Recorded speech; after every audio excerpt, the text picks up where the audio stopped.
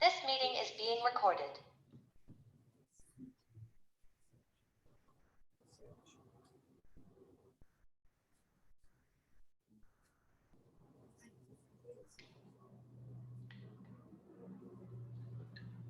Como está a participação aqui?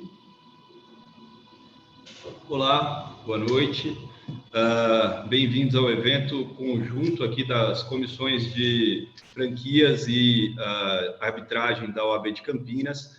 Eu queria agradecer muito a participação dos doutores André, Leandro e Rodovalho, e Thiago Rodovalho, o doutor André e o doutor Thiago representando a comissão de arbitragem, eu e o doutor Leandro pela comissão de franquias. É uma iniciativa muito interessante que as duas comissões adotaram, de fazer um evento conjunto, tratando da interdisciplinaridade desses dois temas que são super relevantes, né? A arbitragem, na realidade, ela também está em diversos tipos de contrato e muito encontrado nos contratos de franquia. E a franquia, o contrato de franquia, as relações de franquia, elas têm, elas abarcam também inúmeros ramos do direito tributário, arbitragem, direito do trabalho, uma série. Então, esse é o primeiro encontro com as demais comissões da OAB de Campinas que a gente está fazendo. Iremos fazer outros ao longo do semestre e vamos enviar aí os convites dos eventos ao longo do semestre. A gente vai começar tratando aqui rapidamente sobre o que é o contrato de franquia, a franquia em si, depois falar um pouco mais sobre o procedimento de arbitragem e seguiremos um roteiro que foi elaborado por nós para guiar aqui o desenvolvimento do evento, tá? Eu vou passar a palavra ao Dr. Leandro, que é especialista em direito de franquias, para que ele possa fazer um briefing aí sobre o franchising. Pessoal, boa noite. Ian, André, Thiago, todos aqui que estão nos ouvindo, nos acompanhando, prestigiando esse evento da OAB. É com bastante honra, né, que faço minhas também as palavras do Ian, de proporcionar, né, para a nossa classe uma discussão sobre um tema que pouco se discute, também não tem tanta luz, mas que traz muitos reflexos importantes, que são os contratos de franquia.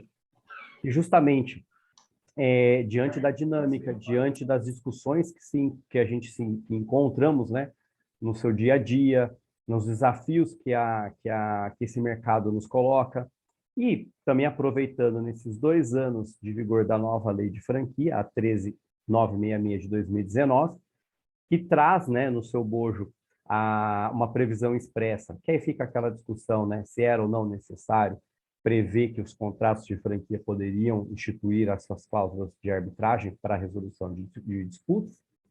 Então, o que a gente quer fazer de preâmbulo, né, antes de passar a palavra para a questão, realmente, para a gente focar no arbitral, né, na questão da arbitragem. Pessoal, os contratos de franquia, como os contratos complexos, são contratos que estabelecem uma relação jurídica que tem um componente relacional muito forte, sem querer desvirtuar muito de um contrato empresarial, como uma locação comercial, como um contrato de fornecimento, em que são relações que também têm naturezas e volumes e valores, expressões bem relevantes. Os contratos de franquia têm um componente relacional muito forte, porque é uma franqueadora de um lado, avaliando um franqueado, uma pessoa física de outro lado, cujos interesses, né, por isso que chama uma rede, são interesses conjugados em que as partes desejam, pelo menos se busca, o mesmo propósito de expandir um negócio.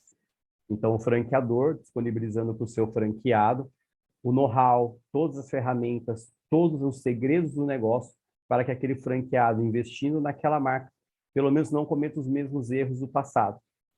E com essa dinâmica, podem ocorrer os conflitos, que é onde nossa classe entra, né, como, né, os operadores do direito, para realmente resolver essas disputas. E uma das formas de resolução de disputas, né, uma das portas colocadas à disposição, além do judicial, além de negociação, além de mediação, mas também uma resolução pela Câmara Arbitral, pela arbitragem. Então, Já era uma adoção feita em contratos de franquia antes da Lei 13.966 de 2019. A jurisprudência já entendia pela validade dessas cláusulas. O que se discutia era a questão de cláusula cheia, cláusula vazia, patologia da cláusula, mas, enfim, não havia muito uma discussão sobre a inconstitucionalidade ou não de se colocar esse tipo de cláusulas em contratos. Ainda que se discuta, e será talvez uma outra oportunidade de a gente conversar sobre a questão dos contratos de franquia serem ou não serem admitidos como contrato de adesão, mas o fato é, uma vez instituída a cláusula arbitral dentro dos contratos de franquia e havendo uma atrito entre as partes em que elas não consigam chegar num consenso e vão submeter isso a uma câmara arbitral, a nossa ideia da comissão de franchise com a comissão de estudos de arbitragem é justamente trazer para vocês um olhar de como isso caminha dentro do arbitral. Quais são algumas situações muito peculiares que é importante a gente compartilhar com vocês. E a gente gostaria dessa colaboração e dessa participação de vocês para a gente deixar essa discussão cada vez mais rica. Então, eu agradeço aí para essa continuidade, quero passar aí a palavra de volta para o Ian, para o André, para o Thiago, para que a gente tenha aí um fim de tarde, uma noite agradável aí com um assunto tão delicado.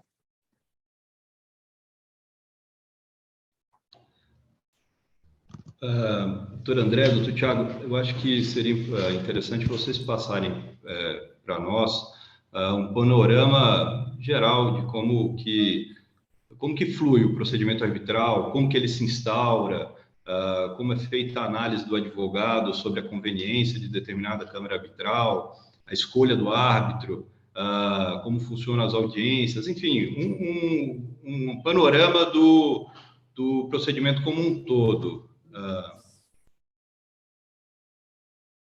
Posso começar, Thiago? Vamos lá, então. Por favor. Boa noite. Valeu. Boa noite, pessoal. É um prazer estar com todos vocês aqui. Agradeço a presença de todos. É um imenso prazer também ter organizado esse evento, a convite com o meu amigo Ian, Leandro e Thiago. Então, vamos lá. Acho que é para ser uma coisa mais informal mesmo, um bate-papo, como todos já disseram.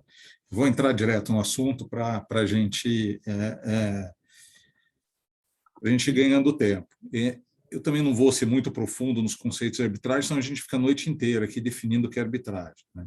Então, a arbitragem nada mais é do que um método alternativo de resolução de controvérsias, em que as partes, geralmente por contrato, elas podem fazer de forma extracontratual também, mas geralmente por contrato, prevêem que, em eventual disputa, né, controvérsia das partes, o conflito vai ser resolvido por meio da arbitragem, né? E aí a lei prevê que a arbitragem pode ter aí lugar quando as partes são capazes, né? E o objeto e o litígio pode ser objeto de contrato, aí o objeto da arbitragem pode ser contratado pelas partes, né? Então, tudo que é objeto de contrato pode ser, e aí tem várias discussões do que pode ser objeto de arbitragem, não pode, direito de família pode, não pode, caso de sucessões pode, não pode, direito ambiental. Então, hoje tem uma série, direito falimentar, questões de RJ, patrimoniais, a lei fala em direitos patrimoniais disponíveis, né? Então, tem uma série de discussões, mas acho que hoje aqui não é o fórum adequado para isso, e não há qualquer discussão de que o contrato de franquia, de fato, ele possa ter essa cláusula. Tanto isso é verdade que a nova lei acabou positivando isso expressamente. O Leandro até colocou uma questão aí, será que precisava disso? Talvez a gente possa explorar isso ao longo da nossa conversa, né? Então, a definição de arbitragem é essa, e, de fato, quando surge uma controvérsia em um contrato que tem a cláusula compromissória, a parte, ao invés de ajuizar uma ação, ela notifica o centro de arbitragem ou inicia, no caso de arbitragem ad hoc, que é uma arbitragem que não tem um centro de arbitragem instituído, que os próprios árbitros vão administrar o procedimento, mas também é uma exceção, vamos falar mais da regra geral, que são arbitragens em que na cláusula é já escolhida uma instituição, elas notificam a instituição notifica a parte contrária, as partes, se for um caso de tribunal arbitral, e a gente diz tribunal arbitral quando são 3 ou mais árbitros, geralmente é em número ímpar, né, o número de árbitros facilita a decisão, e também, geralmente, ou é um árbitro, e nesse caso a Câmara quem escolhe o árbitro, a não ser que as partes cheguem a um consenso, mas geralmente consenso é o que não há em fase pré-litigiosa, se um quer A, o outro certamente não vai querer A, vai querer B, então a Câmara escolhe um árbitro único, se for arbitragem com árbitro único, ou se for tribunal, cada parte escolhe um árbitro, e é importante frisar que não é o fato da parte estar escolhendo um árbitro, que esse árbitro vai julgar em benefício da parte, enfim, a imparcialidade é um dos pré-requisitos aí do árbitro, né? Então, você escolhe ele vai ser como um juiz, uma pessoa independente, uma pessoa imparcial, que vai julgar. Você só vai escolher uma pessoa que você entende que é adequada pelo conhecimento, enfim, aqui nós estamos falando de franquia, então uma pessoa que conheça contratos empresariais, contratos complexos, que conheça contratos de franquia, ele para julgar determinado litígio. Muitas vezes é interessante até você estudar os artigos que a pessoa fez, para saber o posicionamento dela, lógico. Então tem toda uma estratégia também por trás da escolha do árbitro. E os 2 árbitros sendo escolhidos, né, as partes escolhem, eles preenchem uma série respondem uma série de questões para ver se há algum tipo de impedimento, de conflito, e ele sendo admitido pelas partes, eles assinam um termo de compromisso e em conjunto escolhem um terceiro árbitro que vai ser o presidente do tribunal arbitral, né? E, poxa, o presidente, o que ele faz? Ele só tem uma função administrativa que ele vai tocar o procedimento em si. O voto dele vale tanto quanto o dos demais árbitros, então ele não tem, apesar de ter esse nome presidente, ele não tem uma posição aí em termos de decisão mais privilegiada do que os outros árbitros. E é interessante, e também eu vou só dar uma pincelada e depois a gente pode seguir no debate. Tem um momento aí para iniciar o procedimento arbitral em que as partes vão colocar as pretensões dela e tudo mais, e vai ser assinado um termo de arbitragem. E aí a gente diz que a arbitragem ela é feita, né, e aí bem diferente do processo civil, fazendo um paralelo, uma comparação, especificamente para aquele litígio. Então, as partes têm bastante flexibilidade para fazer todas as definições dela. Então, tem uma reunião em que as partes vão para a assinatura do termo de arbitragem, em conjunto com os árbitros, e são definidos, forma de prazo, então pode ser protocolos até determinado horário, prazo em que as partes vão apresentar as alegações finais, resposta, réplica, tréplica, enfim. Tudo vai ser definido de acordo com o litígio e de acordo com o que as partes definirem, né? A autonomia da vontade é um pilar super importante da arbitragem e flexibilidade também. Então, a gente diz que aí que o procedimento ele é definido tailor-made, né, feito especificamente para determinado litígio, ao contrário do processo civil, que você tem um código de processo civil e ele serve para todo e qualquer tipo de litígio. E aí, assinado esse termo de arbitragem, se inicia o procedimento, com a fase postulatória, depois a produção de provas, uma parte oral bem extensa, bem maior do que no processo civil, contato com os árbitros. É interessante que, como os árbitros têm um número de processos muito menor que juízes, a profundidade da discussão é muito maior. Eles, de fato, leem todos os documentos, na vírgula, gostam de inquirir as testemunhas, de ouvir as testemunhas, prestam bastante atenção. Então, e você tem pessoas, como as partes escolheram julgadores e árbitros especialistas naquele assunto, a tendência é você ter uma decisão tecnicamente muito adequada, né? Então, acho que é importante falar que a decisão é única, né? Geralmente, a não ser em casos excepcionais, mas também acho que a gente está falando da regra, é one shot que a gente diz, né? A decisão tem que ser cumprida. Gostou, não gostou, sente e chora que não tem recurso de apelação, não tem TJ, não tem STJ, não tem STF, a não ser em casos excepcionais, que haja violação de algum preceito, de ordem pública, e ela possa ser anulada. Mas também estamos falando de exceção, né? Então, basicamente, essa é uma figura aí bem objetiva do procedimento arbitral, do conceito de arbitragem, e aí eu acho que a gente pode seguir com o roteiro e entrar aí nos temas um pouco que vêm sendo discutidos, enfim, de jurisprudências, julgados, que assim, a gente de fato se propôs a falar hoje.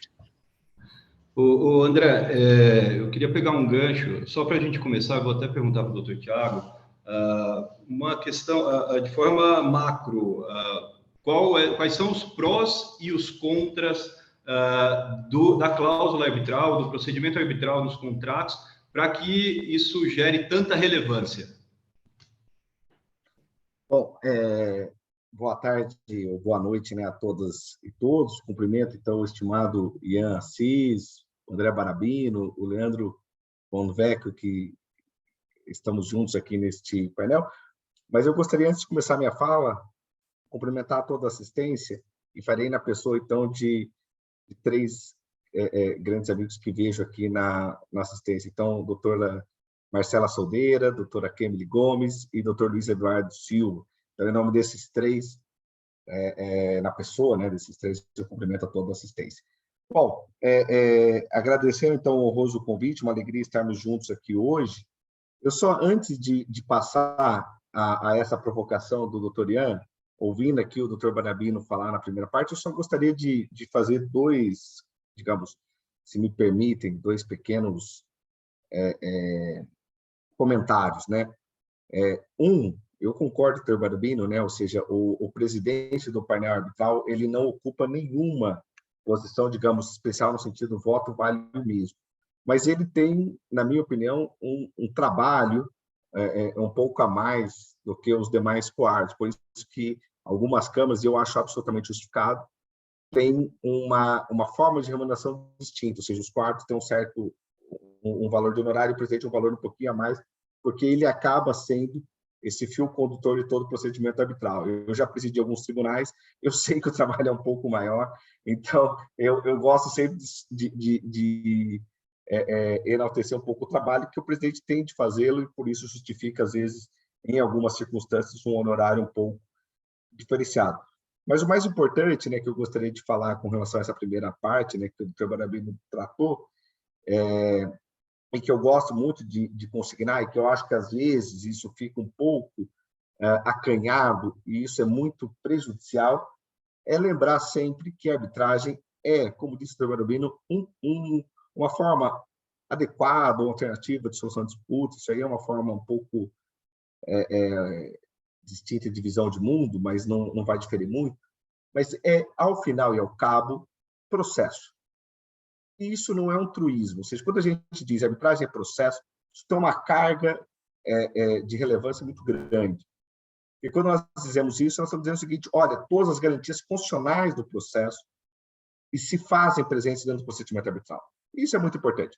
Porque o que distingue do procedimento arbitral do processo judicial? É o fato de nós termos uma flexibilidade maior do procedimento e o fato de nós podermos escolher o julgador, não, obviamente, de forma absolutamente livre, porque o julgador há de ser independente e parcial. Mas nós podemos respeitar os parâmetros de independência e parcialidade e escolher o julgador.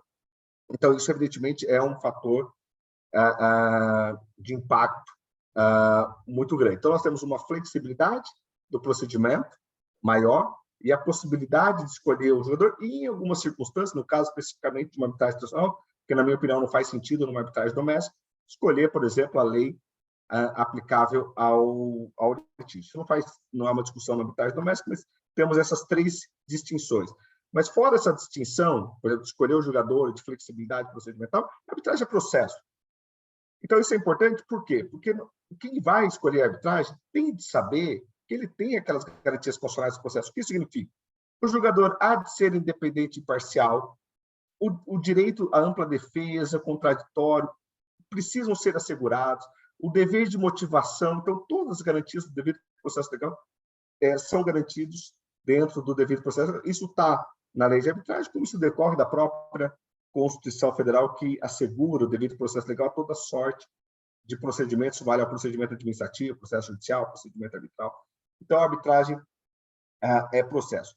Aí, indo um pouco mais, já diretamente à pergunta do Dr. Ian, por que as partes escolhem a arbitragem? Então, claro que quando a gente olha tudo, não há, obviamente, hoje nós temos tido alguma discussão, inclusive alguns eventos com que eu acho que tem uma provocação interessante, quando coloco, por exemplo, a título, né, arbitragem na Berlim, que nós estamos passando por um momento em que, digamos, há, de certa forma, um momento de, talvez, de acomodação, porque a arbitragem se desenvolveu muito nesses 20 anos.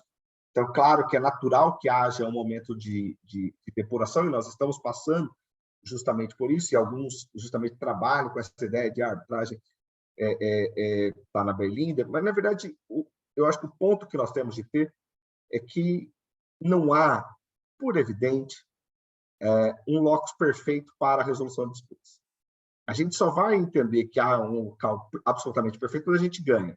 Se nós ganhamos, vamos falar, isso aqui foi a melhor escolha possível. Se nós perdemos, esse foi o pior local possível. Então, a perfeição não existe. Eu acho que esse é um ponto que, pelo menos, eu costumo sempre colocar. Somos seres humanos, somos falíveis por natureza, por essência, então nós não podemos oferecer uma justiça divina, nós vamos sempre oferecer uma justiça humana, falível, dentro dessas... então nós podemos ter problemas dentro do Poder Judiciário, como nós os temos, ou nós podemos ter problemas dentro do procedimento arbitral, como de fato nós os temos. Essa perfeição... por que eu estou falando isso? Porque às vezes as pessoas veem uma ação anulatória e dizem a arbitragem ruim. Isso seria a mesma coisa que eu dissesse quando eu vejo alguma coisa errada no judiciário, uma anulação de uma sentença, uma rescisória, um caso de corrupção, eu falasse, não existe mais poder judiciário. Então, com todas as vênias, é um equívoco. O erro pode ocorrer no judiciário, o erro pode ocorrer na arbitragem. Então, claro que aqui ou acolá nós podemos ter algum equívoco ocorrendo, seja num, seja no outro. Então, não há essa perfeição. Então, não é essa infalibilidade que, obviamente, é o motivo de escolha da arbitragem. E, claro, então, quando a gente olha essa comparação, esse cotejo entre poder judiciário e arbitragem, nós temos, evidentemente, algumas circunstâncias que militam em favor do poder judiciário. Pode dizer, por exemplo, a questão do custo. Então, às vezes, um custo mais acessível, acesso a uma gratuidade maior, um custo um pouco diferente. Mas, quando a gente vai para a arbitragem, embora o custo, às vezes, nominal, possa ser um pouco mais elevado, embora essa seja uma afirmação que precisa ser muito contextualizada. Porque a arbitragem se desenvolveu muito nesses 20 anos e nós temos hoje perfis de câmaras totalmente diferentes. Então, nós temos grandes câmaras, câmaras de médio porte, câmaras de pequeno porte, câmaras online, câmaras de startups. Então, enfim, nós temos hoje câmaras com realidades econômicas muito distintas, então, ou seja, de acesso econômico muito diferente. Câmaras, ou seja, hoje muito mais próximas ou paritárias com o custo que se terá dentro do Poder Judiciário. Mas ainda que a gente considere, então, esse valor nominal, às vezes, um pouco mais elevado da arbitragem, claro que quando a gente compara, nós temos que comparar um contexto global.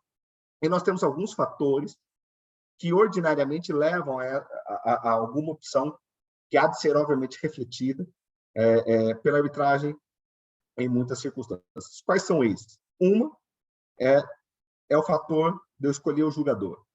Então, o fator de escolher o julgador, não estou aqui me referindo, evidentemente, a escolher, porque isso aí seria violar o devido processo legal. Escolher, digamos, aquele que seja o meu julgador, alguém com quem eu tenho uma influência, com quem eu tenho uma amizade muito próxima.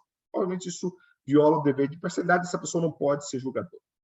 Mas, respeitados os parâmetros de dever de revelação, de independência e parcialidade, eu posso escolher, como disse o Dr. Badabino, alguém que seja conhecedor da matéria. Então, um juiz, ele há de ser, e aí não é nenhuma crítica ao judiciário, mas o juiz ele há de ser generalista, porque ele julga toda sorte de conflitos. O juiz não pode escolher o que vai julgar. O árbitro pode. O árbitro, se ele não se sentir confortável, ele simplesmente declina daquela indicação. Sem precisar dizer absolutamente nada, o árbitro pode simplesmente declinar. Se ele não se sentir confortável com o idioma, com a lei, com o litígio, com as partes, com o valor envolvido, com os honorários, qualquer que seja, ele pode simplesmente declinar. O juiz não pode.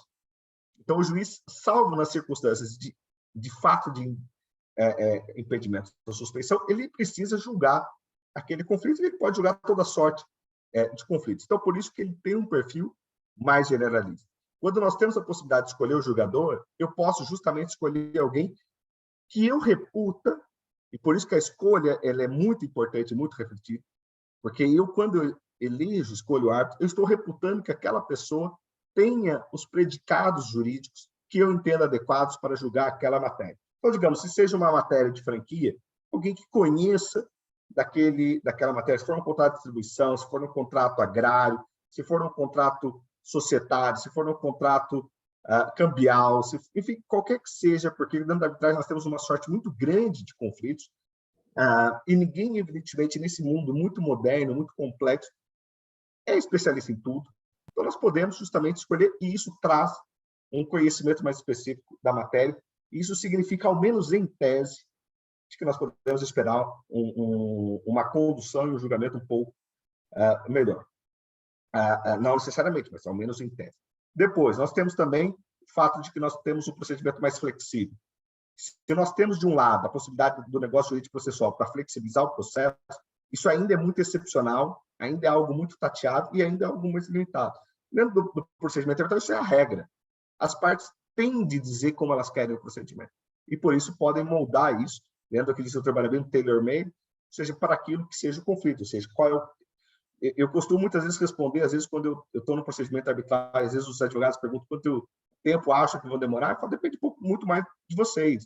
Qual é o tempo que desejam de manifestação, quantas manifestações, como que vai ser a produção probatória. Então, as partes podem customizar para um procedimento com uma intensidade maior de contraditório ou tornar isso um pouco mais sério, enfim, depende um pouco da complexidade do litígio, do tipo de litígio, então elas podem fazer essa realidade. Podem contratar também a confidencialidade, não é obrigatório, mas podem contratar, e em contratando, podem, por vezes, preservar algumas informações que entendam relevantes para o olho do grande público. No processo judicial, isso é absolutamente público. Não tem o recurso, então é a instância única, então, para o bem ou para o mal, aquele, salvo nessas hipóteses excepcionais de ação anulatória, para o bem ou para o mal, aquela será o julgamento, e por isso tem uma celeridade maior. Então, claro que quando a gente compara, hoje, estatisticamente, né, especialmente a partir daqueles estudos feitos pelo César, alguns outros estudos que são feitos pela professora Selma Lende, o tempo médio hoje de um procedimento arbitral é em torno de 1 ano e meio. Como não há recurso, 1 ano e meio significa a coisa julgada. Claro que o que nós comparamos não é execução, é formação da coisa julgada material. Então, ou seja, significa que o tempo de formação da coisa julgada material é em torno de 1 ano e meio no procedimento arbitral. E facilmente isso é ultrapassado no processo judicial. E, para além disso, nós temos um índice percentual de cumprimento de sentenças arbitrais maior do que cumprimento judicial. Não porque as partes sejam boazinhas, né? Eu costumo dizer assim, não é porque o litigante na arbitragem seja diferente do litigante judicial, é porque, obviamente, como a via é muito estreita da ação anulatória, e há um custo econômico muito alto, porque você ajuizar uma ação anulatória significa eu ter o custo da própria ação anulatória, o risco de custo, sucumbência, como o próprio risco de sucumbência na ação de cumprimento de sentença. Isso faz com que, digamos, se eu não tiver um bom direito, que se cumpra a sentença arbitral, porque eu posso ter um incremento facilmente da ordem de 30% desse julgamento, considerando multa, honorários advocatícios na anulatória e no cumprimento de sentença. Isso faz com que, digamos, o índice de cumprimento seja maior. Então, nesse conjunto de fatores, celeridade, escolha do julgador, flexibilidade procedimental maior, possibilidade de escolha de contratação da da confidencialidade, cumprimento maior, ausência de recursos, é que fazem com que a arbitragem não seja necessariamente, digamos, um locus perfeito, mas que seja, em algumas circunstâncias, um local adequado para a solução de conflitos, de certos conflitos. E por isso que as partes fazem essa opção. O que eu sempre lembro é que é uma opção que há de ser refletida, ou seja, a parte não deve fazer uma opção pela arbitragem sem refletir sobre as diversas realidades. O doutor Lian mencionou muito bem a questão dos custos. Então, por exemplo, eu sempre digo que assim, a primeira vez que vai escolher arbitragem, tem de olhar qual é a Câmara, como é o regulamento, qual é a lista de árbitros e qual é o custo. Ou seja, a parte tem de fazer sempre um raciocínio, o advogado tem de fazer sempre um raciocínio de um advogado litigioso, que é pensando que há o conflito, qual é o tipo de conflito, qual é o vulto econômico e qual é o custo que isso será. Meu cliente tem condição de suportar? Isso é uma escolha refletida. Uma escolha fora desses parâmetros é uma escolha, por vezes, irrefletida e, às vezes, pode gerar uma insatisfação lá na frente, e aí se imputa isso à arbitragem, porque, na verdade, isso foi uma má escolha que foi feita na origem. Então, grosso modo, essas, digamos, eram as pequenas considerações que eu gostaria de fazer, devolvendo, então, a palavra ao nosso presidente de hoje, doutor Ian. Muito obrigado. Muito obrigado pela explanação, doutor Tiago. Você tratou de dois pontos que são interessantes, porque estão aí em voga por conta das decisões da decisão, na realidade, do doutor Alexandre Lazzarini, da primeira Câmara Reservada de Direito Empresarial, que afastou, na realidade, afastou a incidência da cláusula arbitral em razão da falta de informação sobre os custos inerentes à Câmara Arbitral escolhida no contrato, né? E aí a gente tem também a questão da especialidade que você trouxe, que essa decisão veio da Câmara Reservada do Tribunal de Justiça, que a gente pressupõe seja especializada, efetivamente, na análise desse tipo de contrato, como seria um árbitro escolhido aí pelas partes. Recentemente, eu e o doutor André tivemos aqui com um evento enaltecendo a importância da criação das varas especializadas em Campinas, e aí a gente vê essa decisão vinda não de uma vara especializada, mas já reiterada pela segunda vara vara especializada de São Paulo também, mas da Câmara do Tribunal de Justiça, né? E ele trata sobre a questão da transparência na contratação, que a falta da discriminação dos custos inerentes àquela escolha arbitral que foi feita no contrato não coadunaria com o princípio da boa-fé a ponto de tornar claro ao franqueado quais seriam os custos de um potencial litígio, por exemplo, né? E aí, eu conversando com o doutor Leandro hoje, ele tem uma noção bastante vinculada ao contrato. Ele fala, não importa, né? Se constou no contrato, isso tem que ser seguido. E engraçado que a gente teve, na mesma semana dessa decisão da primeira Câmara, uma decisão num caso muito parecido, com alegação de carência financeira do franqueado, e queria também o afastamento da cláusula arbitral, e a segunda Câmara manteve a cláusula arbitral em razão do pacta sunt servanda, foi aquilo que foi pactuado. Doutor Leandro, queria ouvir sua opinião sobre isso. Eu estou invertendo um pouco a ordem aqui do nosso roteiro, mas eu acho que o gancho é importante porque também é o tema mais atual para a gente conversar, né? Perfeito, Ian. Essa decisão, até para a gente contextualizar as pessoas que estão nos ouvindo, recentemente na BF Week, né, que é um evento que a BF promove todo ano, e é encerrado sexta-feira com o seminário jurídico. Esse ano nós fomos brindados pela presença do desembargador de Justiça do Tribunal de Justiça de São Paulo, da primeira Câmara Reservada de Direito Empresarial, e ele nos surpreendeu colocando de uma forma assim muito, muito natural.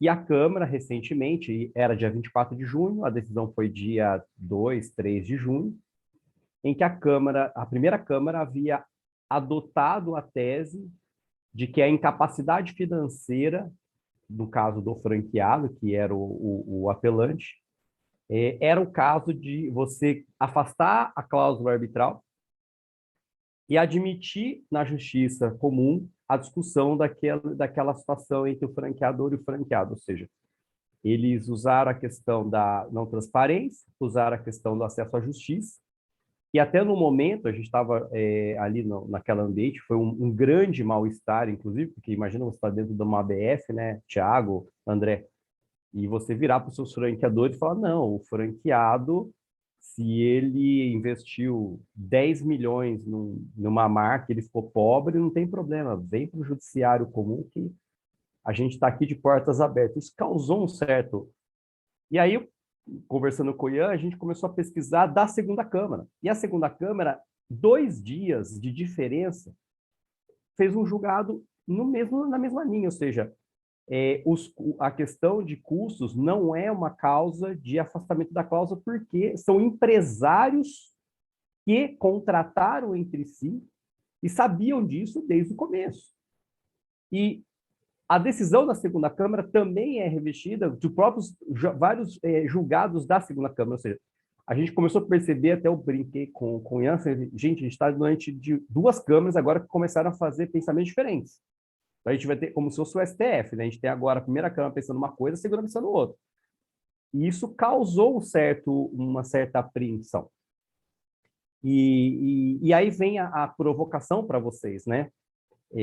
A gente tem uma lei de 96 da arbitragem, a gente tem a reforma, né? A nova lei de franquia, né? Não é uma reforma, né? Na verdade, ela foi toda revogada de 94, a lei de 2019, e que a gente não encontra uma limitação, e aí vou me defender do que o Ian falou assim, do doutor Ian coloca como, não, se está contratado, não, é que eu não vejo, nem na lei de franquia, nem na lei de arbitragem, um distinguish, ou seja, olha, se for causas disso, se for valor deste, se for uma situação dessa, aí precisa ter uma abertura maior sobre a cláusula. Porque, de novo, a gente não pode tratar, pelo menos não tratamos contrato de franquia como contrato de adesão. Então, se ele não é um contrato de adesão, ele é um contrato padrão, a gente não deveria usar essa situação. Então, fica essa provocação para vocês. Como é que vocês estão enxergando essas decisões e o que pode nos trazer, né? Qual é o olhar que talvez o advogado de franquia precisa, se for para parar, para reescrever, para deixar isso mais claro, colocar uma página a mais sobre os custos, será que isso é a questão? Porque não é isso que a Câmara falou, ela não colocou sobre a não transparência do custo, ela falou sobre a impossibilidade do acesso à Câmara, e isso nos causou uma grande apreensão. Então, André e Thiago, por favor, né, nos ajude com essa discussão, e é recente, né, desde junho que estamos nesse barco. Vamos lá. Posso só fazer um adendo, André? Manda bala, manda bala. Existe uma questão nesse julgamento, ele se embasou muito, na minha opinião, na questão, no princípio do full disclosure da lei de franquias, né? Essa é a voga da lei. Você tem que dar para o franqueado conhecimento total sobre os riscos, sobre as condições da franqueadora, sobre os custos. Sendo os custos do procedimento arbitral algo impactante na hora da escolha, que isso deveria constar também, por exemplo, numa circular de oferta de franquias. Ele não se ateve tanto à questão financeira momentânea do franqueado, mas sim à falta de informações sobre aquilo no momento da circular de oferta de franquias, né? E aí, logo em seguida, a gente teve uma decisão da juíza Renata Mota Maciel, da 2ª Vara Empresarial de São Paulo, e ela estendeu essa questão. Aí, ela foi além. Ela não trabalhou só com a questão da transparência, do full disclosure, da informação sobre custos, mas ela falou, uma vez que foi reconhecida a gratuidade da justiça na esfera da justiça estadual, e isso não pode ser reconhecido no âmbito da arbitragem, então aquela cláusula é invalidada por conta da circunstância momentânea do franqueado. E aí a gente tem, eu acho que uma lacuna, um distanciamento muito grande entre o que o desembargador Alexandre Lazzarini decidiu e o que foi aplicado efetivamente pela juíza da segunda vara, né? Aí eu abro para o André para ele discorrer. Obrigado, Ian, Leandro. Vamos lá, pela provocação, é um tema bem fresco, né, digamos assim. Então, eu nem discuti, nem alinhei isso com o Thiago. Então, a gente corre até um risco aqui de ter entendimentos igual a primeira e a segunda Câmara, cada um no sentido oposto do TJ, né, direito empresarial. Mas vamos lá, eu acho que não. E eu estava brincando com o Ian antes da gente começar, que quando a gente organizou o evento, essas decisões não haviam nem sido proferidas. Provavelmente, se tivesse, a gente até mudaria o nome da palestra para entendimento jurisprudencial, polêmicos, enfim. Mas trouxe tempero e pimenta aqui para a nossa discussão. Acho que é isso que vale, né? Então, vamos lá. O Leandro colocou um ponto, né, do entendimento dele, e meu também, que eu compartilho com ele, de que o contrato de franquia não é um contrato de adesão. Muito embora haja entendimento do STJ nesse sentido, né? Então, é importante observar o seguinte, que a lei de arbitragem ela tem um tratamento específico para os contratos de adesão. Então, se eu não me engano, no artigo 4º, acho que é parágrafo 2º, ele fala que nos contratos de adesão, para que ela seja válida, a cláusula compromissória, né, a cláusula arbitral, ela deve ser tratada de forma expressa e o aderente, né, o contratante, deve firmar ela de forma específica, enfim, tem um tratamento específico em que a ideia, né, o que está por trás da cláusula é que ele tem que, de fato, estar ciente e concordar com a arbitragem. Não basta aquele contrato grande que se assina no final, tem arbitragem lá no meio, o aderente não leu aquilo, a arbitragem pode ser questionada. E é interessante, eu estava relendo os acórdãos e a decisão de primeira instância hoje, me preparando aqui para essa nossa conversa, e ambos os casos, nos contratos de franquia, há essa precaução. Então, as partes já sabendo que existe esse entendimento do STJ, que o contrato de franquia pode ser interpretado como um contrato de adesão, né, com que eu acho que a maioria de nós aqui, pelo menos de forma expressa, o Leandro já colocou e eu estou me posicionando agora, a gente não concorda com isso, mas o STJ entende dessa forma, eles tomaram as precauções e tomaram todas as medidas que estão previstas na lei de arbitragem para dar, de fato, validade. E é interessante que ambas as decisões, né, tanto da doutora Renata quanto do desembargador Lazzarini, aí colegiada, né, da primeira turma, elas falam que na forma a cláusula está perfeita, ela é válida, né? Então eles falam que assim foram observados todos os requisitos formais para dar validade na cláusula. E aí eles colocam essa questão aí da insuficiência financeira para invalidar a cláusula. A doutora Renata, inclusive, ela fala que é causa de assimetria excessiva do contrato, né? Ela usa esse termo, que uma situação de fato acabou gerando um desequilíbrio, isso daí é dito bastante na doutrina e nessas jurisprudências que tratam de contrato de adesão, que falam que, geralmente, o franqueador tem uma condição financeira e, muitas vezes, um conhecimento maior do que o franqueado e por isso que gera, às vezes, um desequilíbrio aí entre as partes, né? E essa assimetria excessiva, a doutora Renata puxa justamente desse fenômeno. Muito bem. Então, dito isso, como que eu enxergo toda essa questão, né? Eu acho que traz uma insegurança muito grande para as partes, uma insegurança jurídica muito grande.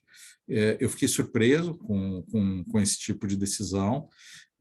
Não imaginava que depois, inclusive, da lei ter positivado a possibilidade da arbitragem, muito embora voltando aí ao comentário do Leandro, Eu acho que a lei nem precisaria ter positivado isso, já era consenso. A própria lei de arbitragem, no artigo 1º dela, quando fala quem pode, quais são as matérias que podem ser objeto de arbitragem, já estava claro, né, que os contratos empresariais, dentre eles de franquia, poderia, inclusive a cláusula 1ª da nova lei de franquia deixa claro que se trata aí de um contrato empresarial e que não se trata de contrato de consumo, né, de consumidor e nem relação de trabalho. Então, não haveria nem necessidade, inclusive um grande colega e muito experiente advogado no ramo de arbitragem escreveu um artigo recente sobre a desnecessidade disso, o Dr. Gilberto Juste.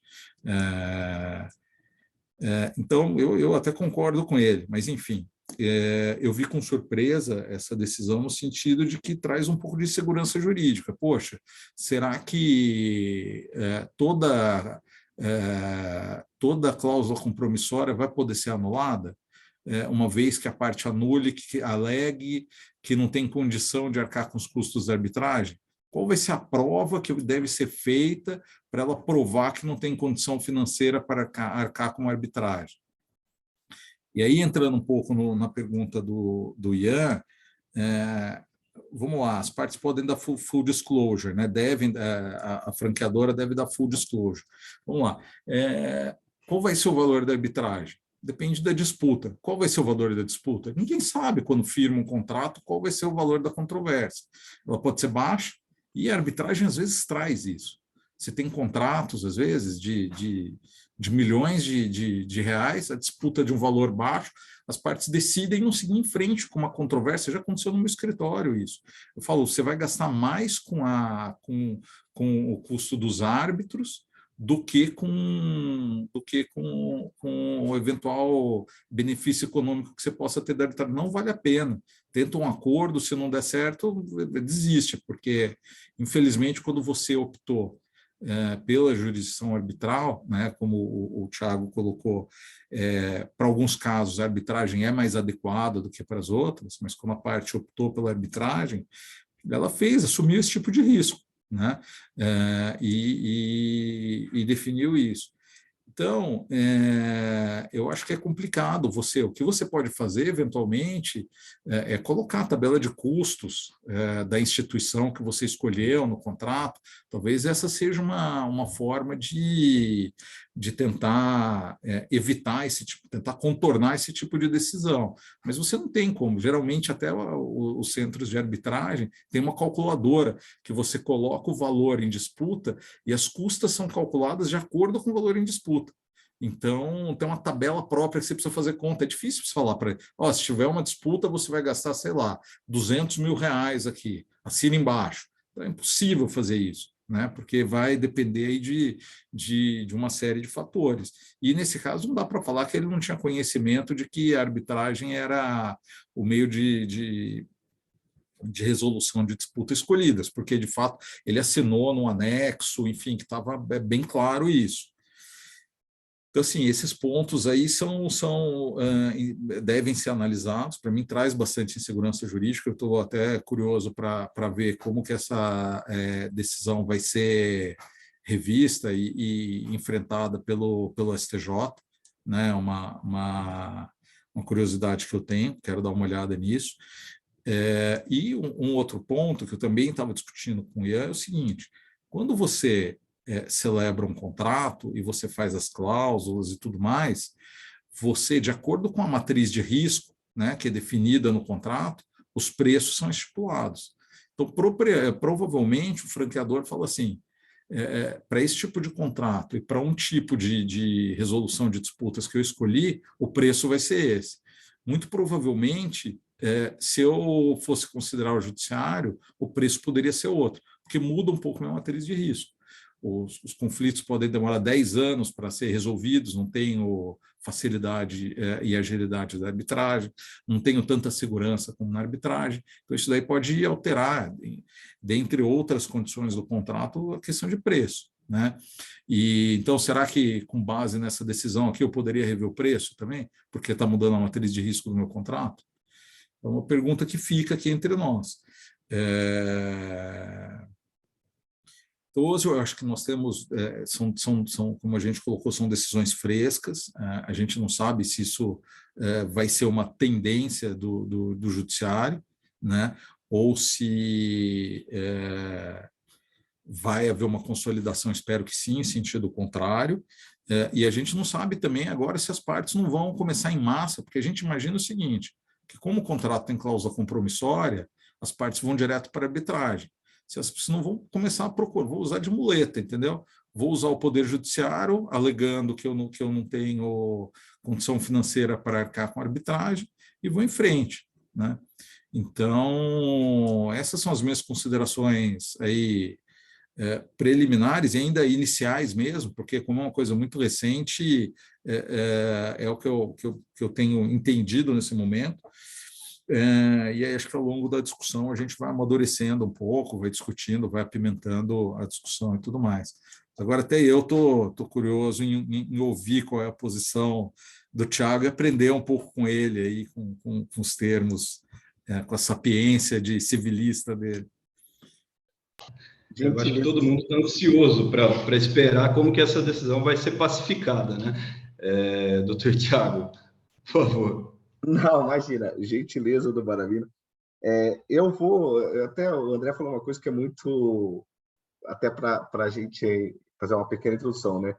Como isso veio muito fresco entre a gente ter combinado o evento lá atrás e agora, então a gente nem teve tempo de discutir, então... E outra coisa que eu também digo muito aos meus alunos, né? Essa divergência, essa troca de ideias, isso é muito importante. Eu sempre digo para os alunos assim, a melhor coisa é quando vocês têm na faculdade dois professores pensando de forma diferente. Vocês têm duas visões distintas para que vocês formem a convicção. Então, porque às vezes a gente vai ter aqui alguma dissonância, né? Que é natural. Nesse tema, eu acho que a gente tem uma pequena, não grande, mas uma pequena dissonância que eu vou tentar aqui encaminhar. Primeiro, né, eu sou muito crítico a essa questão, e aí eu digo muito crítico porque, digamos, foi o tema da minha tese de doutorado, né, dessa questão sobre ser ou não contrato de adesão. Para mim, o contrato de franquia ele é muitíssimo sustentável e acho que é muito próximo, se não é mesmo, de fato, um contrato de adesão. Como, não só o contrato de franquia, como diversos outros contratos, quando a gente trabalha com essa ideia de contrato padrão. Eu tenho para mim que a gente justamente diz que não é um contrato de adesão porque a gente quer separar mundos diferentes. E por isso que eu, na minha tese, trabalho o seguinte, olha, a gente precisa, em vez de querer dizer se é contrato de adesão ou não, compreender quanto é um contrato de adesão empresarial, quanto é um contrato de adesão civil, quanto é um contrato de adesão de consumo. O grande problema é que, quando a gente pensa em contrato de adesão, nós pensamos em contrato de adesão de consumo, com toda aquela... E não é isso. Obviamente, e aí eu já escrevi, não só na tese, como num artigo que saiu, logo depois que veio a nova lei de franquia, saiu um livro sobre franchising, organizado pelo Silvio Amendoeira e pela doutora Melita, que saiu pela Revista dos Tribunais, em que eu escrevi justamente o contrato de franquia como um contrato empresarial e complexo. Então, para mim, o contrato de franquia é um contrato empresarial.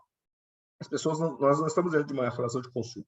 Ele é de adesão, porém ele é de adesão empresarial, com toda a complexidade que tem. Então, eu não dou e não posso dar o tratamento de um contrato de consumo.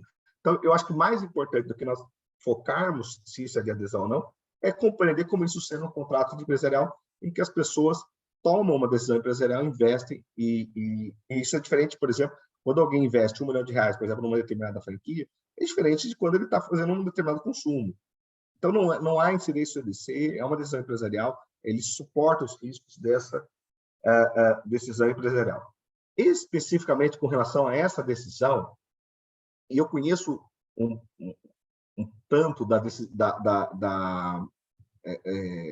jurisprudência do desembargador Lazzarini, eu digo isso porque, digamos, e aqui não digo por qualquer questão pessoal, apenas para mostrar como, digamos, o pensamento dele é diferente.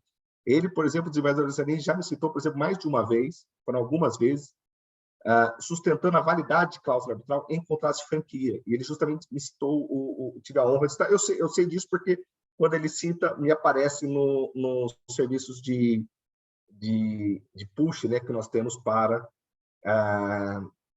as intimações. Então, o desembargador Lazzarini tem, sim, uma compreensão de que o contrato de franquia é um contrato empresarial e ele, majoritariamente, vem defendendo que a cláusula é válida.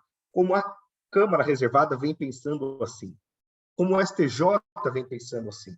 Então, ou seja, de uma forma majoritária, se vem validando a convenção de arbitragem em contrato de franquia, compreendendo o contrato de franquia como um contrato empresarial, como uma decisão empresarial. O que nós temos que é mais recente e que vem gerando um pouco de dificuldade no TJ, no STJ, e que eu acho que até na doutrina, são as microfranquia. Isso é um problema novo. Esse é um problema novo. E eu acho que isso é que a gente precisa estudar, enquadrar melhor e compreender melhor.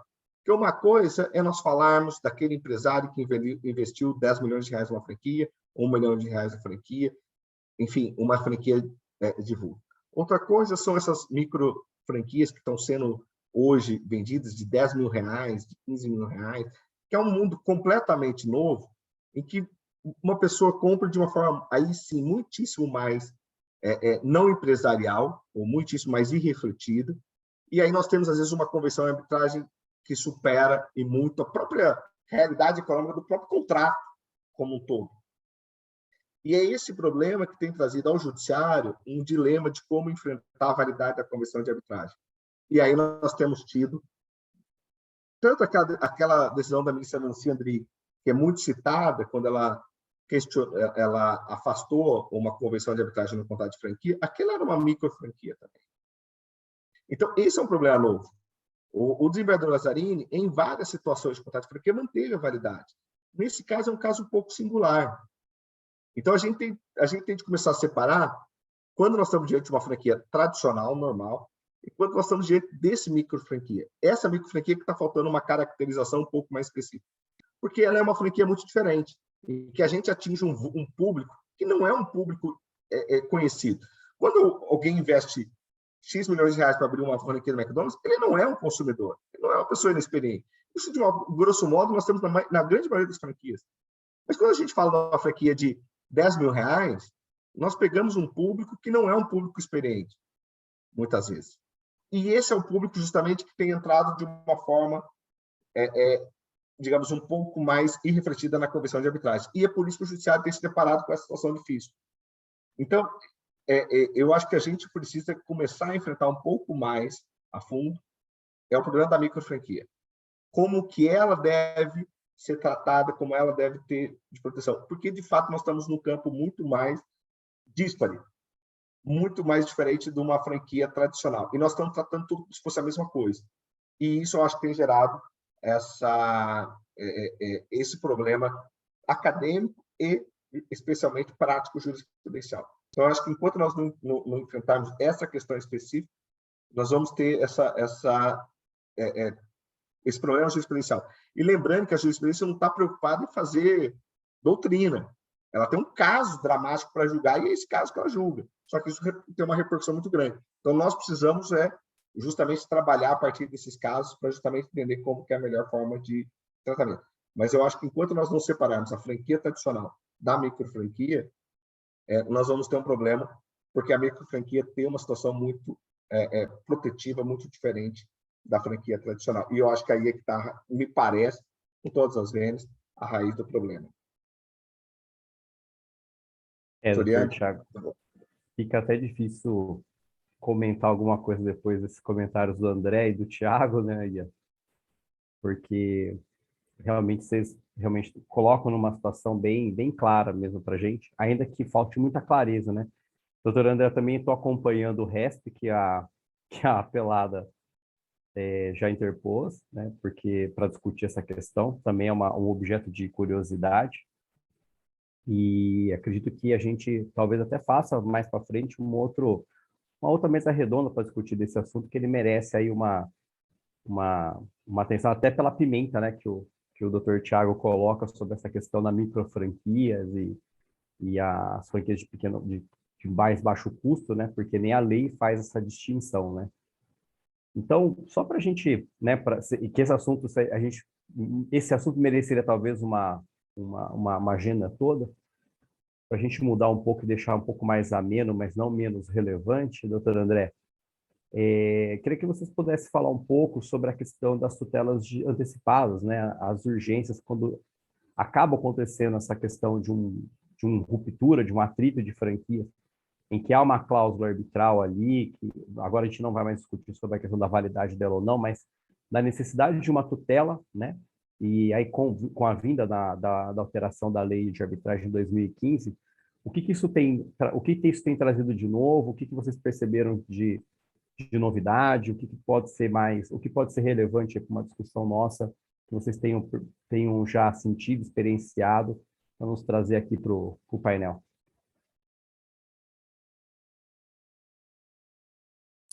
Estava no mudo, desculpa. Só antes de entrar no assunto, interessante comentar que logo que o Thiago começou a exposição dele, um colega aqui no chat colocou justamente esse ponto aí das microfranquias como um ponto aí controvertido. O Juliano Pessini, então foi exatamente, tocou no mesmo ponto que o Thiago Rodovalho abordou aí na explanação dele. Muito bem, então vamos lá agora para falar um pouquinho de tutela de urgência. Essa alteração que teve na lei de arbitragem trazendo, né, positivando a possibilidade da tutela de urgência antes da instituição do Tribunal de Arbitral. Isso daí, na realidade, é uma novidade legislativa, mas na prática isso daí já vinha ocorrendo, enfim, só trouxe a prática aí, uma prática que já estava consolidada, inclusive no judiciário, na jurisprudência, foi positivada na lei. Então, não é nenhuma grande novidade para a arbitragem, né? Então, é comum, né, quando surge um conflito, que as partes precisem de uma tutela de urgência. Isso é bastante comum. E, em contraponto, nós temos que, diferentemente do Poder Judiciário, em que você ajuiza a ação e poucos minutos ou horas depois, você já tem um juiz competente para apreciar a sua tutela de urgência, né, a sua tutela cautelar, enfim, sua tutela antecipada, você, na arbitragem, você demora. Como eu coloquei aqui no início, até a indicação dos árbitros, os árbitros responderem os questionários, até os árbitros assinarem os termos de compromisso, escolherem o terceiro, vamos falar aqui num tribunal arbitral, em que é um pouco mais demorado, né? De fato, por o tribunal estar instituído. Então, o presidente do tribunal também responder esse questionário, passar o crivo das partes, ter uma primeira audiência para a instituição para a formalização do termo de arbitragem, tudo isso daí geralmente leva os 3 meses. Tá? Então, você tem um limbo nesses 3 meses que você tem uma medida de urgência, né, algum assunto precisando ser tutelado, mas não tem um juiz, ou no caso um árbitro competente para apreciar essa questão. Então, como que você faz isso? É bastante comum, inclusive, que nos contratos as partes já coloquem esse assunto. Então, eles já até elejam o foro competente para dirimir eventuais tutelas de urgência. Isso daí é comum e é recomendável que se faça, para não ter discussão de competência de foro competente para analisar a tutela de urgência. Então, assim, geralmente o que acontece? As partes vão e entram ou com uma tutela antecedente antes mesmo de instituir a arbitragem, ou ao longo desses 3 meses, né, mais ou menos aí que eu disse, fazem o pedido para o Poder Judiciário. E essa atividade paralela, Poder Judiciário e jurisdição estatal e jurisdição arbitral convivem super bem e dão super certo, um respeita o outro, ninguém interfere na esfera de ninguém. Então, e principalmente em São Paulo, né, que é onde a gente mais milita e tem aí as varas específicas, isso aí funciona de uma forma harmônica. A gente pode dizer que o Poder Judiciário respeita muito a arbitragem, né, no Brasil, e isso é um dos motivos, o Thiago colocou, da arbitragem ter crescido muito nesses últimos anos. Existe uma segurança grande para colocar a arbitragem, a gente sabe que ela vai ser cumprida e tudo mais. Então, o Poder Judiciário e a jurisdição arbitral convivem muito bem nessa fase de decisão da tutela de urgência. A tutela de urgência é proferida, né, concedida ou não pelo Poder Judiciário. Num segundo momento, em que a jurisdição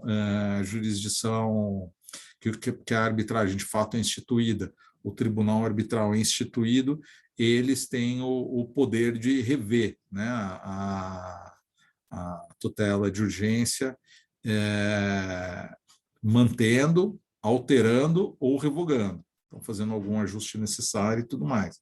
E daí em diante, se houver qualquer outra necessidade de tutela de urgência, a jurisdição arbitral ou o tribunal arbitral vai ser competente para apreciar. Agora é interessante a gente notar o seguinte: eu acho que quem começou com isso foi a CCI, né, não digo na maior, mas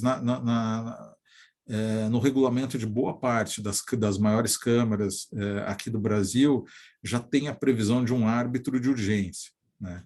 Então, eu tive recentemente, eu vi que a Marina, que é uma advogada que trabalha comigo, está aqui no evento, e nós trabalhamos recentemente um caso em que houve a escolha de um árbitro de urgência.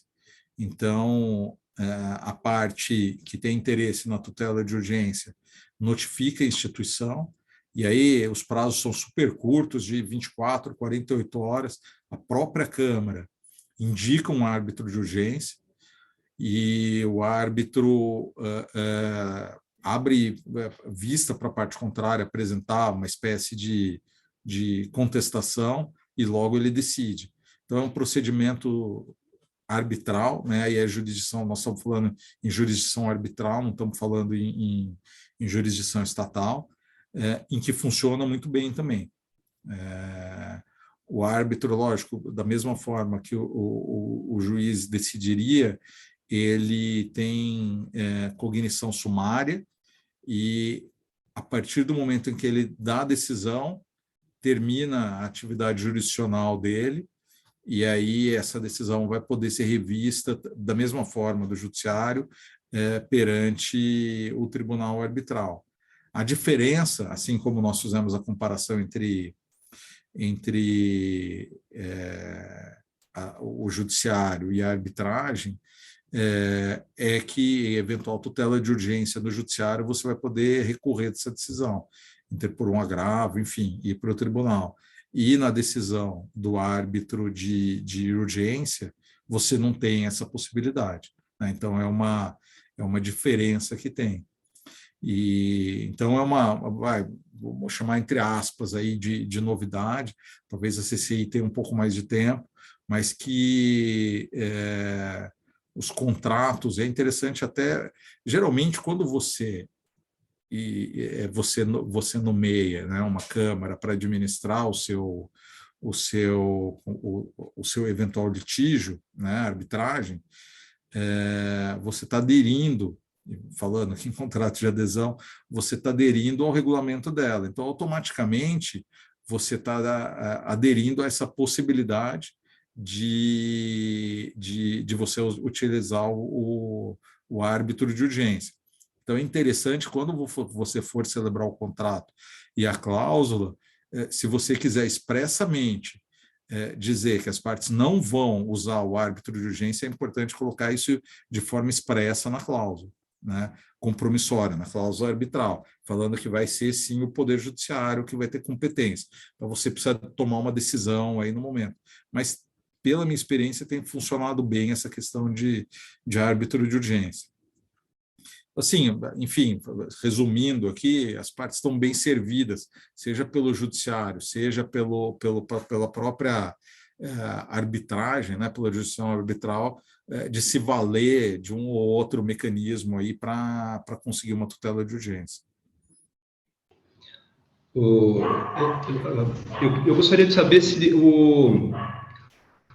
na carta arbitral o árbitro pode já instituir uma astrente que somente deveria ser cumprida pelo juiz da Justiça Estadual, por exemplo, ou se essa delimitação, definição da astrente, da multa diária por descumprimento da tutela de urgência, ela é restrita do Poder Judiciário, efetivamente. Doutor Tiago, pode me ajudar, por favor? Oi, Ian, eu e o Tiago combinamos o seguinte: as perguntas fáceis são para mim, as difíceis são para ele. Então, eu já cuidei da parte fácil, agora é a vez dele responder a pergunta mais complicada. Eu só queria dizer que isso não foi combinado e está sendo tanto quanto injusto, né? Ou seja, essa pergunta das astrentes, ela é seguramente uma pergunta, não tem uma resposta muito fácil nem muito pacífica, né? Eu tenho para mim, e apenas aderindo a tudo que disse o Dr. Marabino anteriormente, só um pequeno complemento, né? As pessoas acham que o que mais tem relativamente à arbitragem no Poder Judiciário seja ação anulatória, e não é. São ações justamente sob tutela provisória, porque a gente tem justamente esse problema que ele colocou, ou seja, é muitíssimo comum que tenha um lapso para a formação. Então, a situação mais comum que nós temos é tutela provisória na arbitragem. E aí nós temos isso tanto pela figura do árbitro de emergência, quanto do acesso ao próprio Poder Judiciário. Eu, por exemplo, já tive a oportunidade de funcionar como árbitro de emergência, acho que funciona muito bem, acho que o Judiciário funciona muito bem também para isso. São ambas jurisdições provisórias, ou seja, atuam, delimitam aquela decisão provisória e depois deixa o procedimento e cabe ao tribunal arbitral manter, cassar, revisar aquela decisão que foi proferida. O que nós temos relativamente à carta arbitral é que o árbitro não é dotado, isso de uma forma geral no mundo inteiro, de poder de império, né, de coércio e império, né? Então, ou seja, o árbitro não executa suas próprias decisões, ele profere as decisões, mas ele não executa. Seja a sentença que é cumprida no Poder Judiciário através da fase de cumprimento de sentença, seja uma decisão provisória. Ordinariamente, não é tão comum a necessidade de ato de força, porque a maior parte das decisões que os árbitros proferem são cumpridas espontaneamente porque, primeiro, que nós estamos no início do procedimento, e segundo, são decisões que direcionadas às partes, que as partes respeitam ou que prescindem da decisão dessa cooperação das partes. Por exemplo, quando o árbitro dá uma decisão direcionada ao cumprimento de um cartório, da junta comercial, já houve no passado alguma dissonância disso, mas hoje, por exemplo, a junta vem cumprindo satisfatoriamente essas decisões, ou seja, o árbitro dá uma decisão para determinar que seja bloqueada uma alteração societária, coisa que o valha, isso também, por exemplo, assustar um protesto no âmbito do cartorial, isso vem sendo cumprido sem maiores celeumas, isso é um avanço justamente desse avanço. Agora, claro que haverá algumas decisões que dependem do ato de força, e aí eu preciso do concurso do Poder Judiciário, como, por exemplo, um bloqueio de uma conta, um bloqueio de uma determinada operação, enfim, que, por exemplo, vai sair algo do porto, que eu preciso que bloqueie aquilo, e aí eu preciso do concurso do Poder Judiciário. Nessa circunstância, a ordem é proferida pelo árbitro, ou seja, porque a jurisdição é dele, então cabe a jurisdicção ao árbitro, ele profere a decisão, só que ela é cumprida no Poder Judiciário através da carta arbitral. Mais uma vez, isso relativamente, na prática, ela é relativamente raro, embora, claro, que excepcionalmente aconteça nessas circunstâncias. Nessa circunstância, então, o árbitro profere a decisão, é formado como se fosse um diplominha, né, de carta arbitral, onde vem justamente a decisão, a nomeação do árbitro, a prova da comissão de arbitragem. Então, enfim, você tem aqueles requisitos que são previstos no Código de Processo Civil que vão instrumentalizar a carta arbitral. Eu defendo e continuo a defender que isso é incumbência da parte, não do árbitro, ou seja, cabe à parte, o árbitro simplesmente profere a decisão, a Câmara instrumentaliza, mas cabe à parte diligenciar isso perante o Poder Judiciário, ou seja, significa que a parte cabe a ela pegar, levar isso ao Poder Judiciário e distribuir isso ao Poder Judiciário. Vai ser distribuída se houver foro de eleição determinada comarca específica ou não, e aí o judiciário cabe o concurso da força. Nessa instância, o judiciário simplesmente faz uma análise de, na minha opinião, isso não é passivo, de ordem pública. Se não há nenhuma violação da ordem pública, executa. O judiciário não é órgão revisor da decisão, não é órgão recursal, órgão revisor da decisão. Ele simplesmente faz um controle de ordem pública, não viola nenhum princípio de ordem pública, cumpre a decisão proferida do árbitro, e aí a força decorre justamente da jurisdição estatal. Então, essa é a circunstância ordinária. É possível o árbitro fixar as traintes? Aí esse é um ponto de uma grande divergência doutrinária, né? Eu tenho para mim que essas traintes são decorrentes da jurisdição, da jurisdição. O poder que decorre do poder judicial. Não é uma coisa das partes. É algo que decorre da jurisdição. Então, me parece que é possível, sim, ao árbitro fixar das mesmas hipóteses que o magistrado e com as mesmas características e circunstâncias. E aí, mais uma vez, ressaltando que isso não é, digamos, comum, porque muitas vezes as decisões do árbitro prescindem disso, né? Na ampla maioria dos casos, ela não precisa, tanto que se a gente for olhar estatisticamente, o número de cartas arbitrais é relativamente muito menor do que, se a gente for olhar do que vai ao judiciário, nós temos medidas cautelares e depois cumprimento de sentença e ação anulatória. A carta arbitral é, digamos, mais excepcional. Mas nessas circunstâncias em que ocorrem, e que é um instrumento útil, me parece que é possível, sim, ao árbitro, ainda que seja raro, fixar as traintes, porque, na minha opinião, isso decorre do poder de jurisdição. Claro que, como árbitro, eu acho que seria a última raça. Eu tentaria primeiro o cumprimento espontâneo e, na ausência do cumprimento espontâneo, fixar, eventualmente, como eu, inclusive, já fiz em alguns casos concretos. E, por exemplo, não cheguei à necessidade das astrais. Eu determinei o cumprimento de uma determinada circunstância, já advertindo que, se não houvesse cumprimento, que isso fosse comunicado ao árbitro para justamente arbitramento das astrais, e foi cumprido. Ele não precisou nem... mas, se houver necessidade, na minha opinião, é possível o árbitro fixar as astrais sempre com aquelas cautelas naturais ao Poder Judiciário, evitar o enriquecimento sem causa, possibilidade de cumprimento da decisão, sob pena justamente de enriquecimento sem causa ou violação de um preceito de ordem pública. Então, para mim, embora, mais uma vez, isso não seja pacífico, isso decorre da ideia de jurisdição. Então, o árbitro tem, sim, o poder de fixação, ainda que isso seja, digamos, relativamente raro, e até, digamos, na maioria das situações, eu acho que o árbitro consegue resolver sem a necessidade de fixação disso. Eu acho que é a última raça. Muitas coisas os árbitros acabam, de uma forma geral, por exemplo, outro tema que por vezes é possível o árbitro fixar multa por litigância de má-fé? Sim, mas da mesma forma, por exemplo, o árbitro deixa isso para a última raça, ou seja, tenta conduzir isso de uma forma mais harmônica e, se realmente a situação se torna insustentável, aí fixa a multa por litigância de má-fé, mesma circunstância das astrais. Ordinariamente, isso não costuma ser tão comum, felizmente. Então, não é um problema, digamos, tão crônico. Mas, na minha opinião, é possível, sim, ao árbitro fixar as traintes se houver um descumprimento reiterado de uma decisão judicial, como, por exemplo, ele mandar uma determinada obrigação de fazer e que ela não seja cumprida em sede de tutela provisória. Só ilustrando um pouco o que o Thiago disse, e eu concordo, assim, embaixo de tudo que ele disse, concordo da possibilidade da fixação das astraentes, enfim.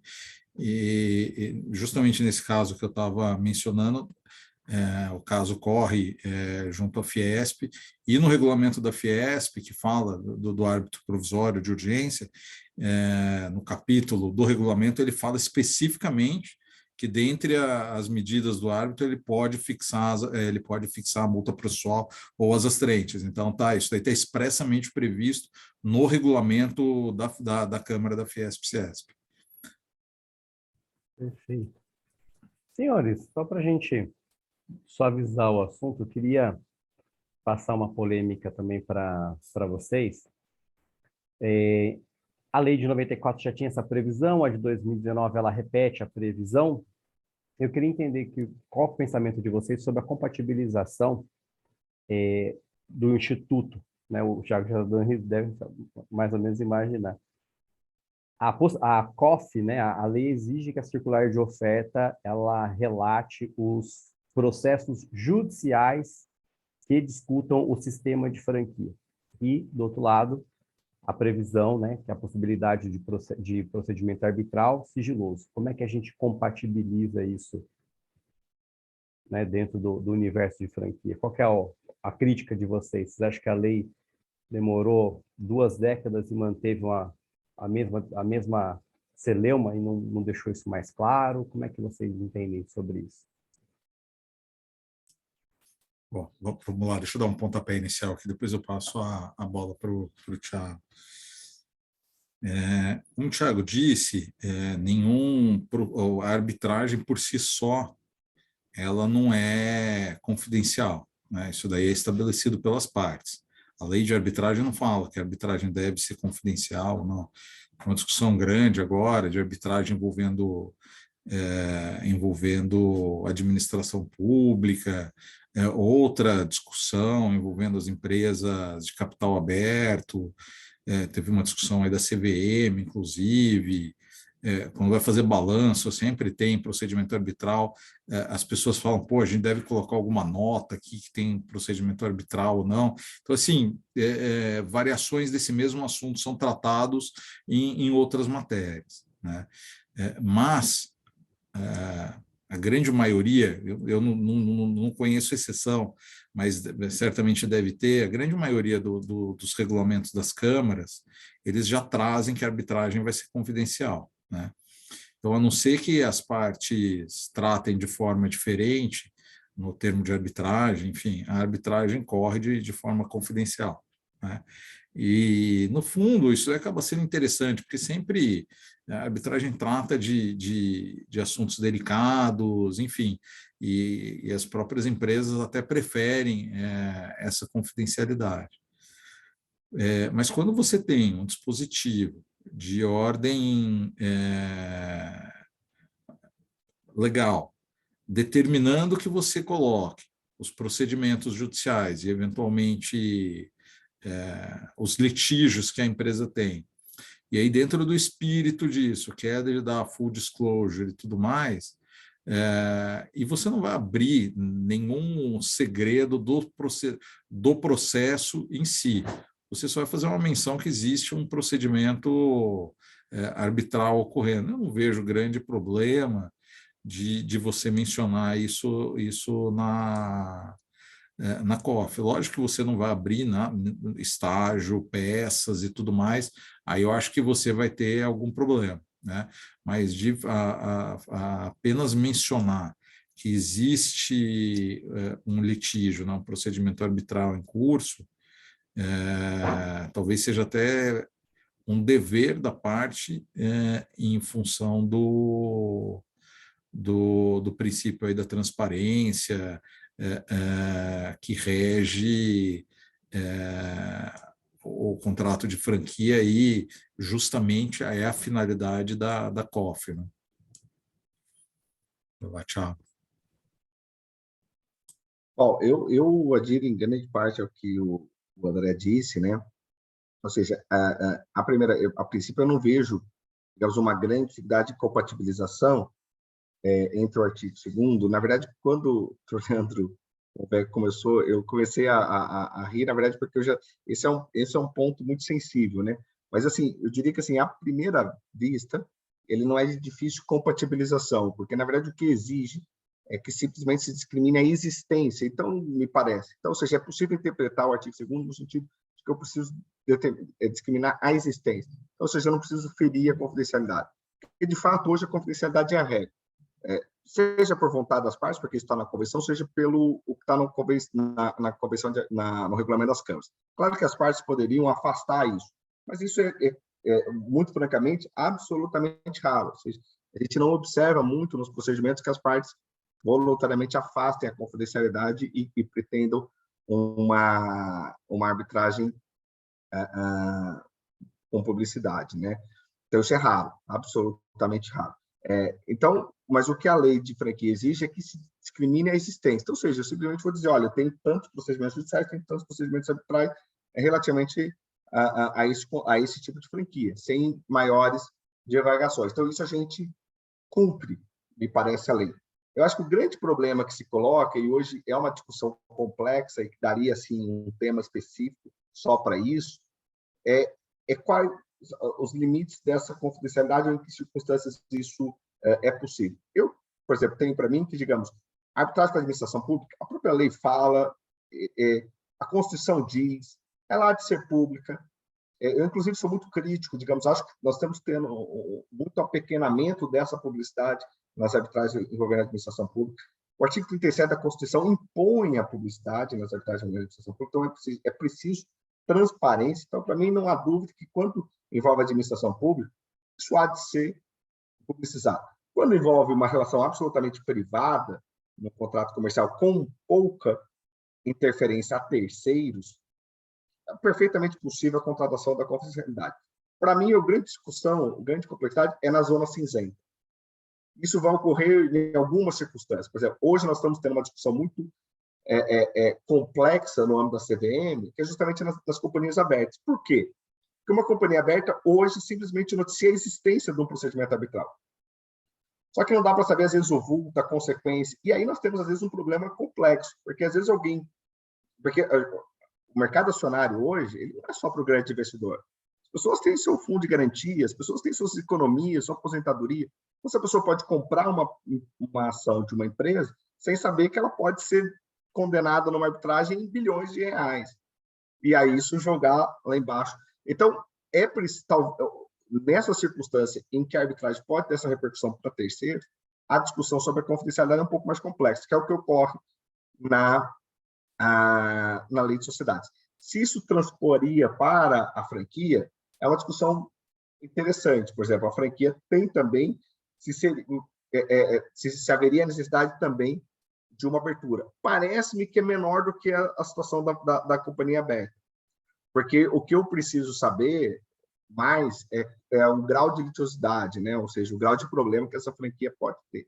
Então, me parece que é mais possível discutir uma informação mais reservada nisso, sobre talvez restringir isso ao número de existência, vulto econômico, sem maiores divagações. Eu acho que é mais complexo no âmbito societário, onde eu, acionista, digamos, pequeno, posso comprar uma ação de uma empresa que pode ser condenada. Então, eu acho que é um pouco diferente, a discussão é um pouco mais complexa. Me parece que no setor de franquia, onde e aí, mais uma vez, ressalvando a micro franquia, que é uma situação muito específica, mas numa situação ordinária, nós só falamos de uma decisão empresarial, em que eu preciso saber como que essa franquia tem ido, como ela performa, quais são as características dela e o grau de litigiosidade. Por exemplo, se ela tem, digamos, um número muito grande de procedimentos arbitrais e judiciais, talvez seja uma franquia que esteja vivendo um problema. É isso que eu preciso saber. Ou talvez não haja necessidade, me parece, de uma quebra dessa confidencialidade maior. Ao contrário do que me parece que a decisão tem sido de arbitragem societária, que eu acho que aí a confidencialidade é um pouquinho mais complexa. Como tem ocorrido também essa discussão, por exemplo, nas arbitragens coletivas, que também tem uma repercussão para terceiros muito maior. Então, nessas circunstâncias das arbitragens que tem uma repercussão para terceiros, a questão da confidencialidade é um pouco diferente. E aí me parece um pouco mais complexo. Mas isso eu acho que fica mais para as arbitragens coletivas e societárias. Na arbitragem da administração pública, para mim, não há dúvida. Né? Aliás, não há dúvida porque a lei oplege, né? A lei diz. Por isso que eu sou crítico ao grau, me parece, apequenado que muitas câmaras estão dando a isso. Não sei, para mim, ela é transparente. As pessoas precisam saber o que esteja ocorrendo naquele procedimento arbitral, porque a administração pública se sujeita ao sol. Ou seja, ela precisa se expor ao sol, que é, digamos, a maior higienização que nós temos. Ou seja, precisa estar na clareza do dia, na clareza do sol, mostrando exatamente o que está acontecendo. Não pode ter nada ali oculto, salvo questões relativas a segredo de negócio, tal como ocorreria dentro do próprio Poder Judiciário. Agora, na franquia, me parece que bastam os números da existência e talvez alguma discussão sobre o vulto econômico, mas não mais do que isso. À primeira vista, é isso que eu tenho de impressão. Perfeito, doutor Thiago. Obrigado, André. Obrigado. Queria agradecer a todos vocês. Acho que foi um evento muito produtivo, né? Tratamos de tema atual. Vamos continuar acompanhando para ver qual vai ser o desfecho disso, né? Mas foi muito, muito interessante. Então, obrigado, doutor André Barabino, doutor Thiago Rodovalho, doutor Leandro Bonvecchio, a todos que participaram. Desejo uma boa noite. Por favor, se quem quiser fazer os comentários, À vontade. Foi um prazer participar, foi muito gostoso estar aqui com vocês, com um amigo, debatendo tema espinhoso. O Leandro toda vez falava agora para ficar mais tranquilo e tudo mais, e colocava um tema mais espinhoso ainda. Então, eu queria só deixar isso consignado. Brincadeiras à parte, fazer um agradecimento ao Ian, ao Leandro aí por terem dado o pontapé inicial para a gente fazer esse evento, que eu acho que ele já era muito importante quando a gente idealizou, e aí com essas decisões do tribunal se tornou ainda mais importante esse tipo de discussão. Acho que o Thiago foi muito feliz quando ele colocou que ouvia opiniões, muitas vezes diversas e tudo mais, colocada, lógico, de forma sempre respeitosa e tudo mais. É bom dizer isso no atual momento que a gente vive. É enriquecedor para todo mundo. Poxa, diversidade de visões, de entendimentos, e é muito importante para o crescimento, para o debate, para o desenvolvimento, enfim. Então, foi uma noite, aprendi bastante, foi muito bom estar com vocês, agradecer todo o pessoal que está até tarde aqui, acho que um ou outro, quase ninguém saiu, então conseguimos a árdua missão de manter todo mundo atento, e fazer um agradecimento e desejar boa noite para todo mundo. E boa semana. Bom, eu só queria também, aderindo às palavras do estimado doutor André Barabino, agradecer muitíssimo a honrosa presença de todas e todos, ao convite do Bumvec, do Ian, foi uma alegria. Estamos há quase 2 horas aqui debatendo, né? Ou seja, talvez até mais tempo do que nós havíamos inicialmente imaginado, mas eu acho que isso é fruto do que o André disse, né? Ou seja, todas as perguntas foram polêmicas, foram difíceis, e nenhuma tinha uma resposta, e isso levou a toda essa confidencialidade, a questão dos custos, tipo de franquia, mas acho que a gente conseguiu, e para mim foi uma honra, uma alegria, um aprendizado muito grande. Como disse o André, nesse tempo de polarização é sempre bom ressaltar que a gente pode, às vezes, ter opiniões diferentes de forma cordial, ou seja, sempre, nesses tempos de ódio, né? Ou seja, a gente pode divergir de uma forma muito saudável. Então, para mim, eu só tenho a agradecer, foi uma alegria, uma honra, um prazer, cumprimentar a assistência que aguentou todo esse tempo, e para mim foi uma honra e um aprendizado. Então, muitíssimo obrigado a todas e todos. Também quero agradecer a presença, né, nominal do Juliano, do Eduardo também, que participou conosco, são membros aí também da comissão, e agradecer a todos também que ficaram aí até agora, e desculpa, né, como a gente colocou, né, a gente achava que vai suavizar, mas realmente, e pensar que a gente só conversou na superfície do assunto, né? Então, fica aí também uma polêmica, e fica uma provocação para repetirmos esse evento com mais alguns aprofundamentos que são bem-vindos sempre. Obrigado, André, obrigado, Rodovário, obrigado, Ian, obrigado a todos. Obrigado. Boa noite para todos.